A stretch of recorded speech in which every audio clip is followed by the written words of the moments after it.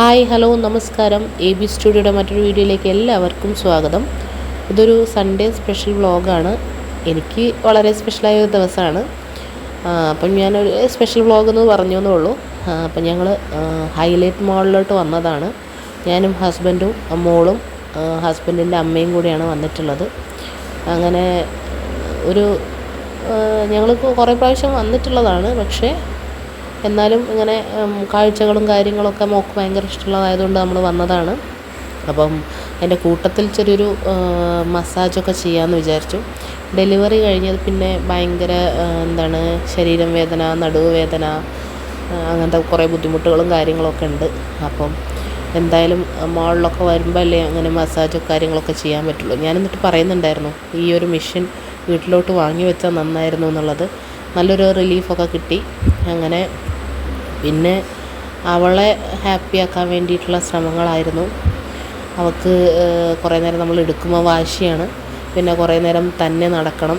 പിന്നെ കുട്ടികളുടെ പ്ലേ ഏരിയയിലൊക്കെ കൊണ്ടുപോയി കുറേ അവൾക്ക് കളിക്കാനൊന്നും പ്രായമായിട്ടില്ല. എന്നാലും കാഴ്ചകൾ കാണുമ്പോൾ വലിയ ഹാപ്പിയാണ്. ഹസ്ബൻഡിൻ്റെ അമ്മ പറയുന്നുണ്ട് ഈ പിള്ളേരെ ആകർഷിക്കാൻ വേണ്ടിയിട്ട് ലൈറ്റും കാര്യങ്ങളും ഒരു സ്വർഗ്ഗ ലോകത്തിൽ വന്ന പോലെയാണ് പിള്ളേർക്ക് ഫീൽ ചെയ്യുന്നത്. അപ്പം അവരെല്ലാ സൺഡേസിലും ഒക്കെ കളിക്കാനും കാര്യങ്ങൾക്കൊക്കെ ആയിട്ട് ഇങ്ങനെ, അതായത് കുറച്ച് വലിയ പിള്ളേരാകുമ്പോൾ അവർക്ക് നിർബന്ധങ്ങളുണ്ടാവുമല്ലോ.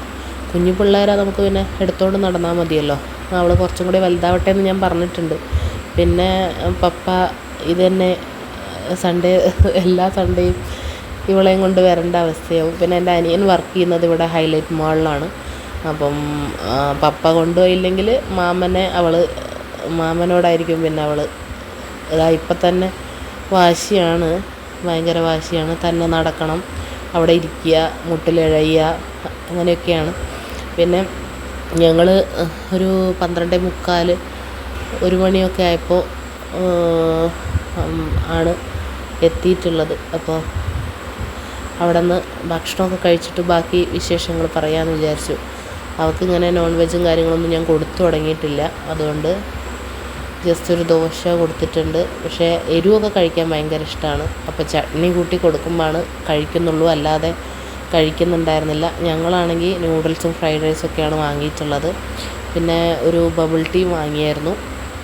പിന്നെ വരുന്ന വഴിക്ക് ഞങ്ങൾ ഒന്ന് കോഴിക്കോട് ബീച്ച് വരെ പോയി. അതിൻ്റേത് എൻ്റെ സൗണ്ടിൽ അറിയാനുണ്ട് എന്ന് ഞാൻ മനസ്സിലാക്കുന്നു. ചെറിയൊരു കോൾഡൊക്കെ വന്നു. അപ്പം വോയിസ് ഓവർ കൊടുക്കുമ്പോൾ ഭയങ്കര ബുദ്ധിമുട്ട് എനിക്ക് എന്നെ മനസ്സിലാവുന്നുണ്ട്. എന്തായാലും നല്ലൊരു ദിവസം, നല്ല സ്പെഷ്യലായിട്ട് കുറേ നേരം നമ്മൾ എൻജോയ് ചെയ്തു. അപ്പം അടുത്തൊരു വീഡിയോ ആയിട്ട് വരുന്നവരെ tata bye bye, thank you.